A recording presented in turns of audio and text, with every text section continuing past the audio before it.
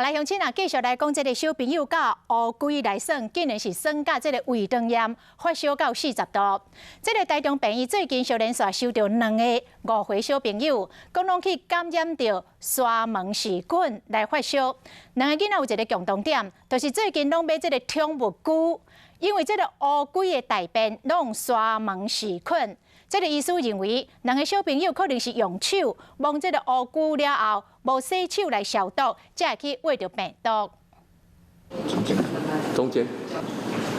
囡仔真好闲，用手来摸乌龟，安尼和乌龟互动的动作，竟然连续造成2位5岁囡仔发烧到40度，甚至个大医。就是看他腹痛很厉害，然后他胃口很差，他的气色很差。 2位囡仔经过检测，拢是因为沙门氏菌引起的肠胃炎。一开始俩准是食物中毒，不过一问发现2个人厝内拢有宠物乌龟，医生认为是囡仔摸了无好好洗手。是粪便，就像我们人体大便一定有大肠杆菌，那小乌龟它的粪便一定有沙门氏菌，那是共生的。孩子的洗手的方式啊，还有他们喜欢他常常用手拿着它吃东西啦。好在2位囡仔治疗了后顺利出院。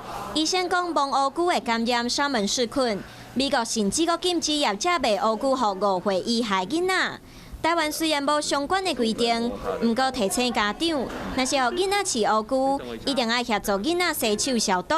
啊，无沙门氏菌若走去大脑，甚至有可能引起更较严重的脑膜炎。